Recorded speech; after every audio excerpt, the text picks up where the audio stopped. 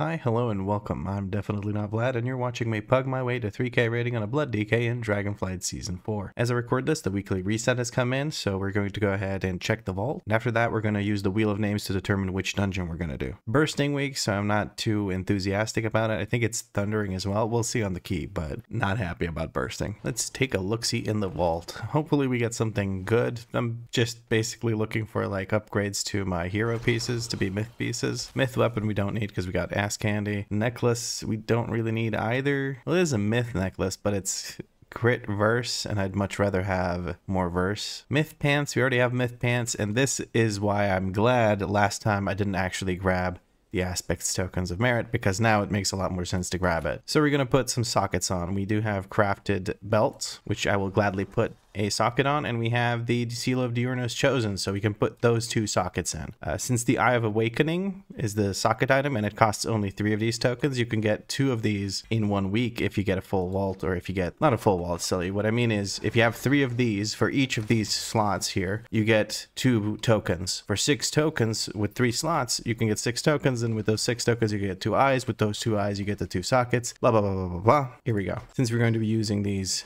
for sure, because one has the embellishment and the other one is a awakened item, I figured I'd put the sockets on those because I won't be replacing them. While I'm at it, I think I'm going to switch to versatility gems because my versatility is extremely low. Sure, I have a bit more when I use the whatchamacallits, the file of tepid versatility, but I currently have the haste gems in my neck, and I'd like to replace that with probably versatility and mastery. Let me take a look. Yeah, it's gonna be versatility mastery, so that means Nultharite. No, wait, Malagite, because Malagite is the one that gives more versatility than something else. We're looking for mastery, and that is Zen Malagite, so we're gonna buy a bunch of these. We're gonna buy like 10 of them, which, looking at my gold, maybe I shouldn't have, but it's okay. I can just send myself more gold if I need to. We're gonna buy those, grab them out of the bank, and slap those into every socket. Now this thing is from a add-on called Narcissus. It's also really good for Pandaria Remix. It's adding a bunch of it basically lets you more quickly switch out your tinker slots and prismatic gems and all that stuff. It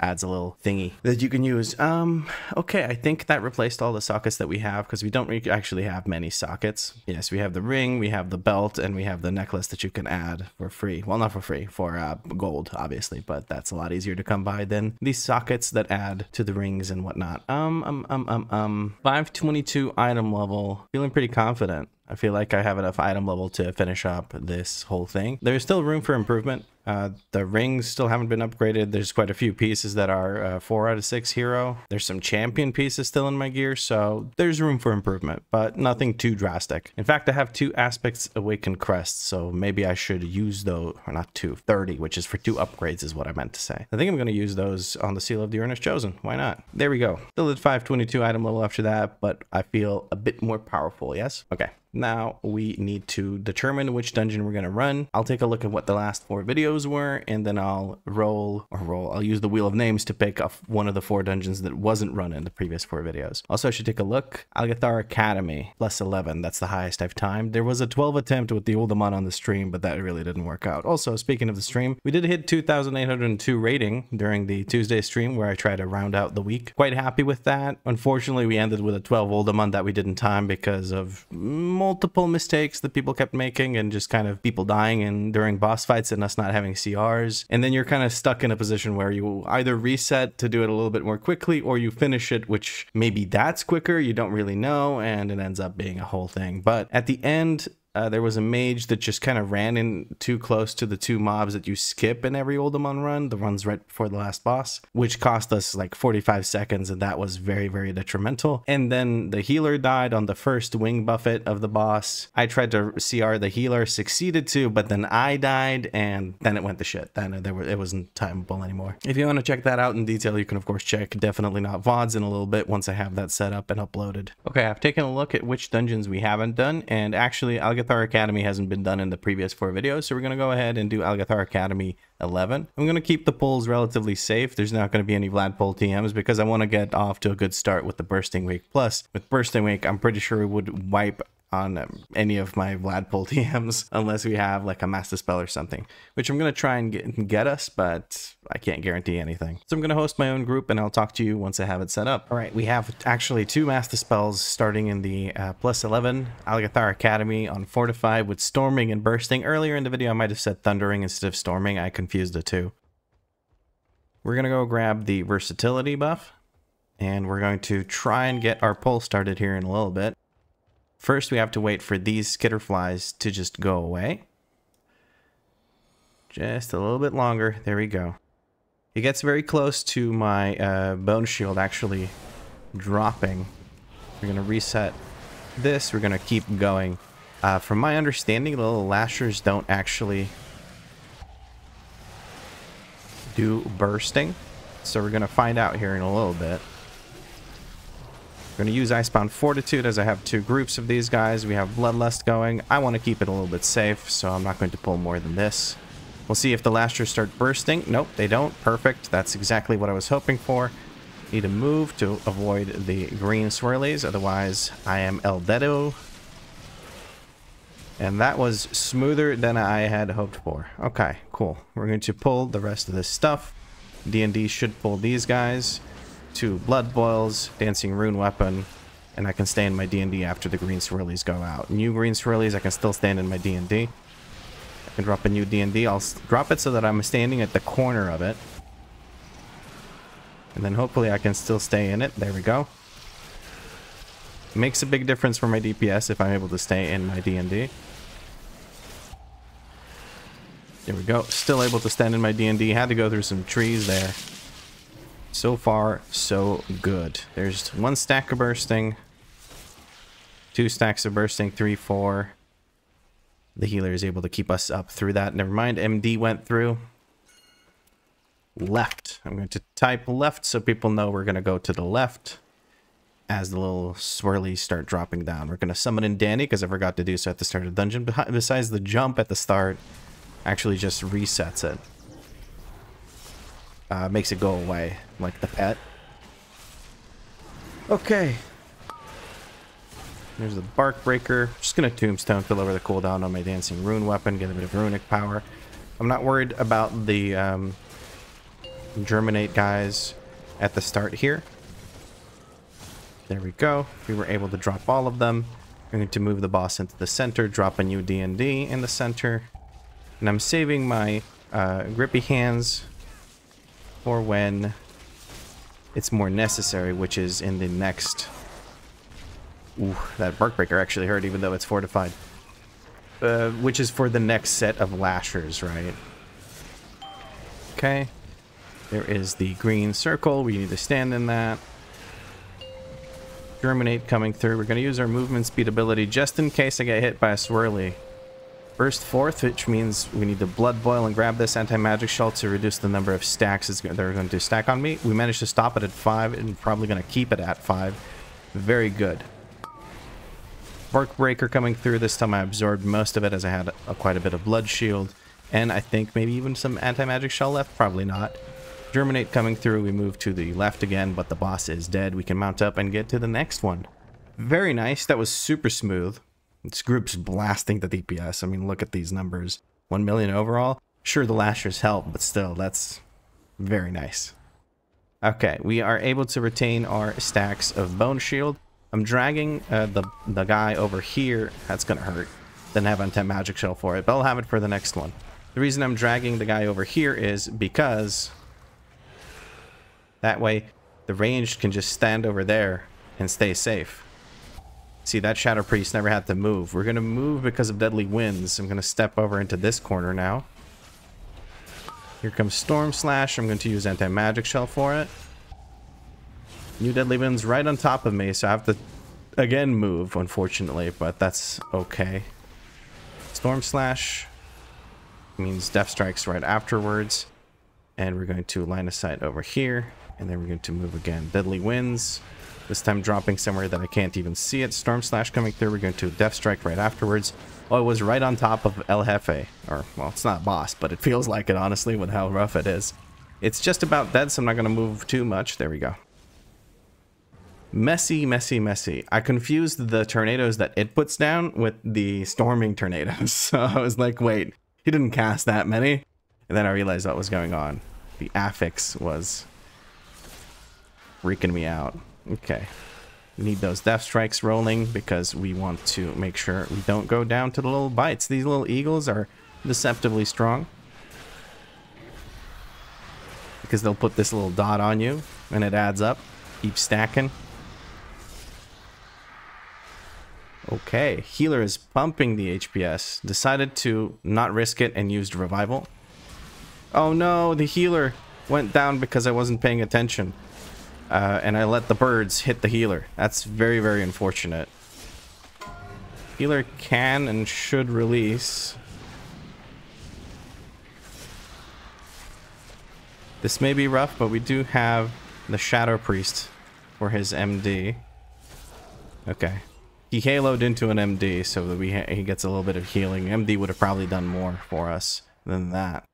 We're trying to res. We're going to step away. We're unable to res this because these things put you in combat right away. Okay, well, I'm going to hopefully hold aggro here. Our Demon Hunter unfortunately got hit. I just wasted my kick on that. We do have the Hunter's kick for the other eagle. There we go.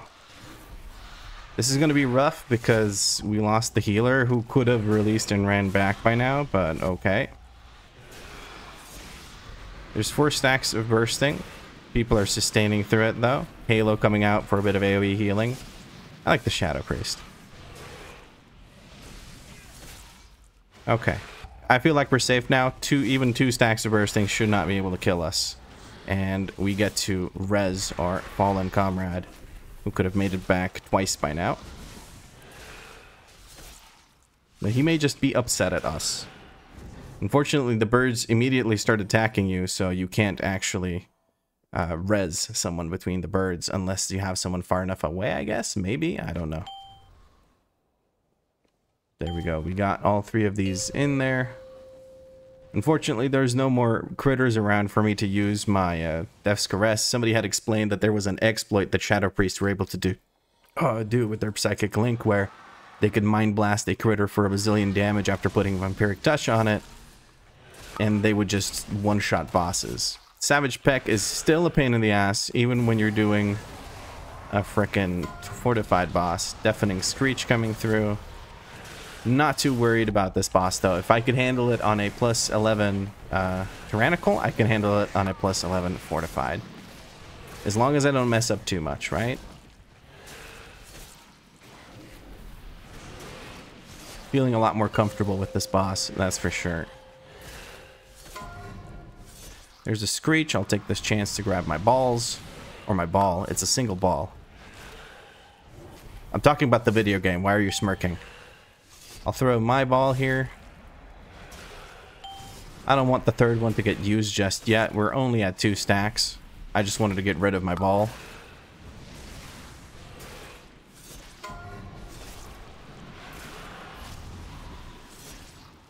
Why are you still snickering? I'm just talking about... Oh man. Anyway. Okay, we used the 3rd ball.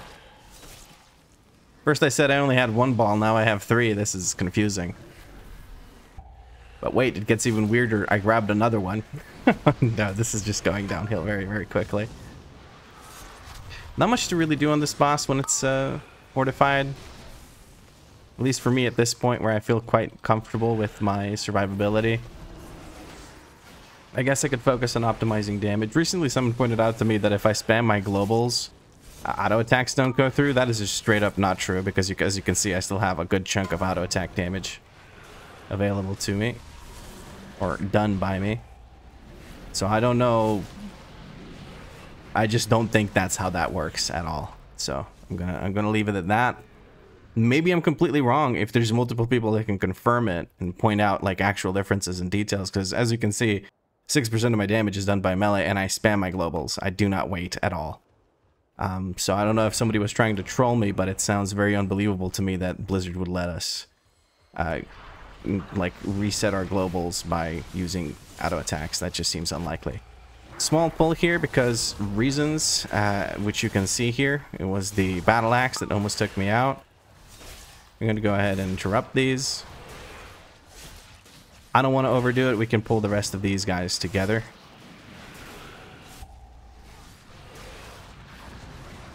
This time I parried the battle axe, and now we can hopefully not get 5 stacks. People are stopping. Very good. People stopped. Now I'll start with the next pull. Blood boiling. Tombstone. Scepter got interrupted. Very good. We got to watch out for the breath. Now, if you've been on the stream, you know exactly what I'm talking about. There was one point where I was very threatened by a breath, and I got killed by it. So I yell out the breath every time it's cast now. Like now, the breath is very dangerous. Mystic Blast got destroyed. It would feel like people use their cooldowns on this pull, which is perfectly fair. There is the Ravager, which is the big bad boy. And storming is actually kind of dangerous here because you get just knocked up while you're standing in the frontal cone of that. I gotta be careful about that. Alright. There's another battle axe here, but I'm going to focus on the Scepter because Scepter starts casting very soon. We're going to use AoE CC because both the Scepter and the battle axe cast at the same time. I'm going to grip this Mana Void, no reason to let it go through. So far, so good. Feeling pretty confident about this run so far. I haven't died to any of the nonsense. I did lose my Purgatory proc there because I kind of disrespected the Battle Axe. Here's the Battle Axe. I'm going to slow down the Battle Axe and just kite it. The Slash got stunned by the Demon Hunter, it would seem. Okay, 1 stack of this. I'm going to run closer to these guys just to give them a few hits before I get started with the next group. Slowly gathering things up, and now I can use this. Oh, that's bad. A bit too slow.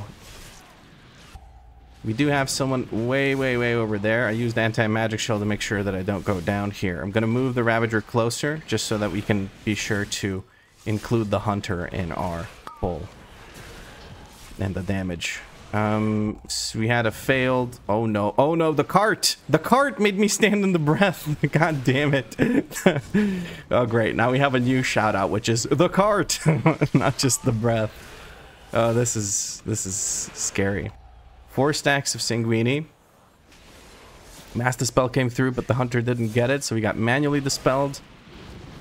Okay, and there we go. That should be the end of this pull.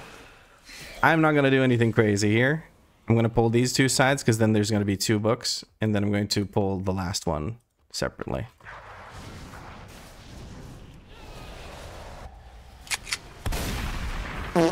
I'm so stupid. I'm focused too much on grouping. Can I get a CR? There's no one who can CR me, maybe. That's completely my fault. I'm stupid. I don't get another CR other than myself very often when I host groups, but it's okay. I died there because I was too focused on grouping. I wasn't focused enough on actually surviving the pull, and I didn't even use any of my defensives while I ran in and tried to group things, so that's, again, completely my fault. Can you go off already? Jesus Christ. I was pressing my button, but it just refused to work. That's very not good. I did not like that at all. Mystic Blast coming through. We're going to avoid that. Mana Void's going to get interrupted. AoE CC coming through. Severing Slash coming through, but it didn't put the dot on me. Mana Fiend. There's aggro. Our Hunter didn't die. He just feigned death. Now, there goes my Purgatory again because I got hit by the Battle Axe. There's 2 Battle Axes here. I'm going to CC the next one. Mystic Blast coming through. Actually really hurting. What the heck, Vlad? Come on, get your shit together. Use your defensives. I am so sorry. No, I should not have died there. That was completely stupid and just reckless of me. I did not need to die there. I could have used the defensive. I was just greedy with them. I was hoping to save them for the next pull. It looks like we managed to clear everything out, though. There's no mobs remaining here. There's just the 1 Mana Fiend. I guess I'll grab him and drag him into the next pull. We just keep interrupting him. It shouldn't be an issue. I'm gonna chill out with the pulls now. People are interrupting. I guess I'm grabbing these 2 Foragers as well. I didn't mean to do that, but it'll have to happen. Okay. Let's focus here now. Okay, we grabbed another group. We're going to AOACC here. I don't even know what's going on. You never want to hear that from your tank, by the way. I don't even know what's going on.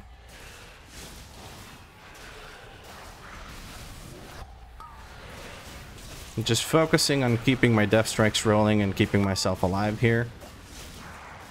Even more so than I am focusing on interrupting the battle axes or whatever. I'm going to use... I just can't, man. Severing slash 1.4 million hit. I just can't, man. I'm bad. I'm really, really bad. I honestly didn't expect to go down there. I don't think I'm cut out to be a blood DK. I'm just not very good at this. I'm wasting a lot of our time. It's still timeable, don't get me wrong. But this is embarrassingly bad. Like, I should not be dying this much to trash. I just need to use cooldowns. Just keep a cooldown up as much as, like, with the highest amount of uptime as possible. There's no reason not to use a cooldown, even when there's just a few enemies left, if one of those enemies has tank busters like that stupid Battleaxe does. Okay. Please don't let me die, healer. Thank you. I got the bubble of shame. A fear came through for the monotonous lectures. I'm not too worried about these guys killing me. Famous last words. But those battle axes, I need to tunnel on those battle axes and make sure that they don't get pulled. That I don't ignore them when they are pulled. Oh, this is shameful. I'm just sitting here like an idiot getting killed by like 3 enemies left and stuff like that. It's so stupid, and I probably shouldn't have released either and waited for a res. That would have been faster, but whatever, man. This group is going to remember me as like, hey, remember that one blood DK that couldn't survive one group of trash? Yep, it's going to be me. That one blood DK that sucks ass. I'm going to use an anti-magic shell to prevent even getting the damage debuff here. And also ignore some of that damage from the expulsion thing.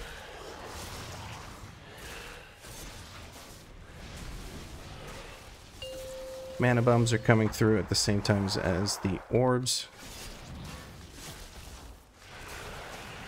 People are taking care of most of the orbs, it would seem. I'm gonna wait for this to go through. Okay, people are just grabbing all the orbs. I'm gonna move the boss over to this spot. Arcane Fissure. I'm just going to use my movement speed ability so I don't get knocked back. I moved over because I want the arcane orbs to not be as much of an issue. Going to anti-magic shell as I collect these. People shouldn't collect them while they have the bombs on them. It's a surefire way to get killed.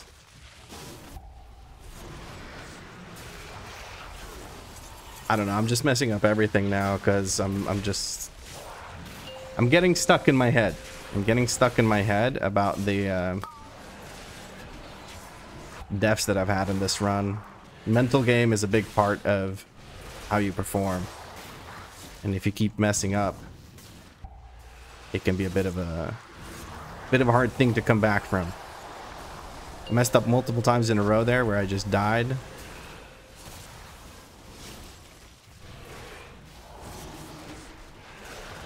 And the boss is dead. Okay.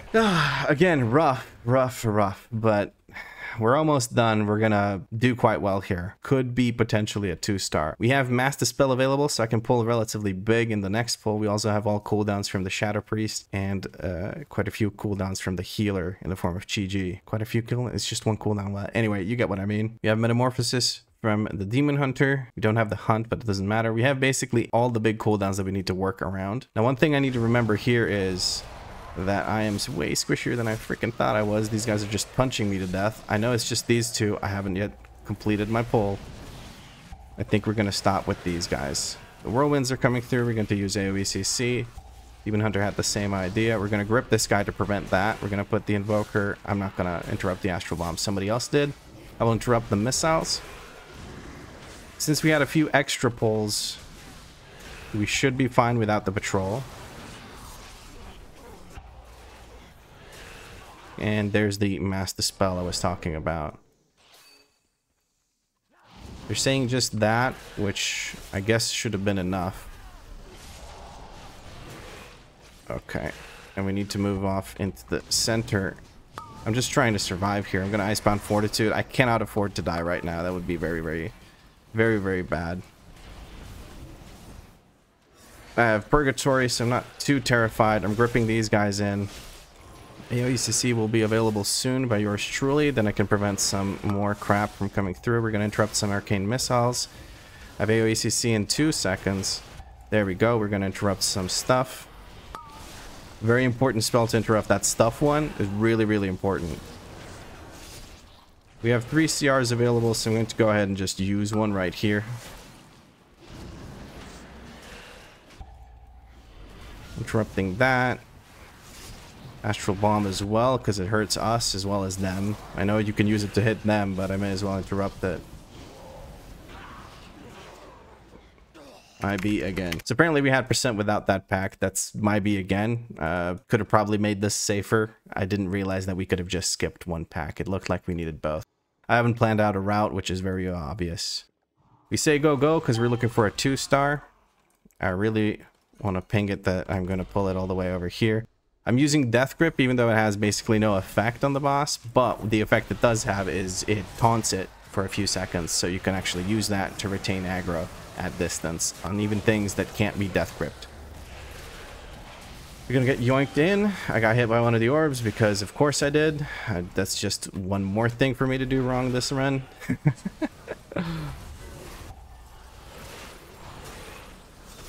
Boss is dying pretty quickly. We're probably going to 2-star this, even with all those mistakes I did. And 14 deaths due to my mistakes, 3 wipes basically from my mistakes. We're still going to do well enough to actually 2-star this dungeon, it would seem.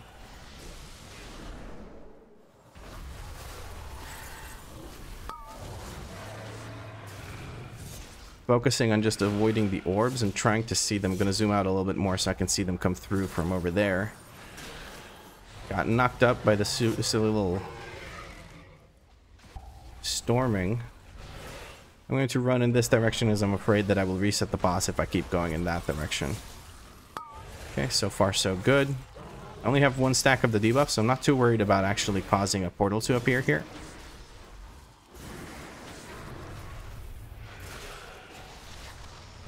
%20 on the boss, a minute 20 left. Looking good, honestly. Like I said, it's going to be a 2-star. Thanks to the group, really. It wasn't thanks to me. Most of the pulls were okay, and then there were a few that were so catastrophically bad that it was embarrassing.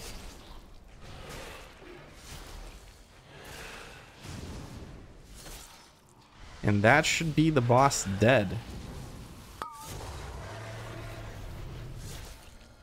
There we go. Okay, beautiful. Well, I don't feel like I deserved this. A 2-star is very generous. Sorry about all the deaths. Completely my B. Okay. I feel like it was really my bad. The group was doing great. They were CCing. They were doing everything. All that stuff. I don't think we could have 3-starred if I hadn't died those few times, but who knows. I'm quite happy. This is a good way to start off the week. It looks like Mistweaver plus Shadow Priest is kind of the best team comp, like building your team comp around that, because, well, you have 2 of the AoE dispels. That's what I'm trying to say. You have Mass Dispel from the Shadow Priest, and you have Revival from the Mistweaver, so it looks like that's kind of the way to go for Bursting Week. It's not that it's impossible the other way around, like without those, but it makes it a lot easier, because when you do a... I said doo-doo. Because when you do a big pull, you can count on one of the 2 using their dispel. I still feel really bad about having died so much. I think what I'm going to go ahead and do is actually try out the Umbilicus Eternus. I've seen some discussion in my comments about it. I've had multiple people recommend this to me because of the tier set that we have right now. We have Empiric Blood up a lot, very often, and then you can use Umbilicus Eternus to basically have a huge Absorb Shield very, very often. However, I've seen someone comment that it's bugged and doesn't do something correctly, but that was disputed by the other person saying that, okay, why are the top blood DKs running it if it's so buggy? And multiple people suggested that I try this, so for the future runs, I'm just going to switch over to this. This will reduce the damage I do with Hard Strike, which I think is kind of okay. It's not a huge loss. The reason it reduces it is because I lose 25% physical damage while Blood Shield is active. It will also reduce the amount of damage I do with Death Strike, because Death Strike is physical. Every Blood Shield will affect Death Strike because you get Blood Shield before the damage from the Death Strike goes through. So you can count on every Death Strike being buffed by Bloodshot or what's it called? Fortified runs, it doesn't matter as much because Death Strike really goes higher up in damage on tyrannical keys, where you spend more time single targeting bosses. I feel like this is okay. We're gonna try it out in the next run. Let me just take a quick look at my auras. Vampiric Blood, 31% uptime. I should probably get that up much higher. But that being said, imagine if 31% of the time I'm building up a huge absorb shield that's basically gonna give me time to build up runic power to then redistribute that runic power into Death Strikes later on when I need it more. Yeah, I'm a little bit embarrassed if I'm gonna be honest. I feel like I fell over a few too many times, let's put it that way. But overall, we still 2-started thanks to the amazing DPS of the group. The healer did also really well. DPS wise and heal wise, I feel like we were in good hands the entire time. So yeah, that's pretty much the end of this episode. If you enjoyed it, drop a like, let me know what you like about it in a comment down below. If you had fun, make sure you subscribe because there's more episodes coming. And if you're feeling particularly generous, you can become a channel member. Channel members have guaranteed replies to their comments, and they get nice little shoutouts at the beginning of episodes. If you need more D&V content, you can always check out the stream. If you can't make it to the stream, you can always check out the Definitely Not VODs channel for the VODs. But as always, thank you very much for watching, and I'll catch you in the next episode. And now we do this little awkward thing where I stare into the camera and we kind of just sit here until the video ends as I for some reason fly into an Aran Plains. I don't even know why I started doing that whole fly around the tower thing on outros, honestly. Yeah, good talk.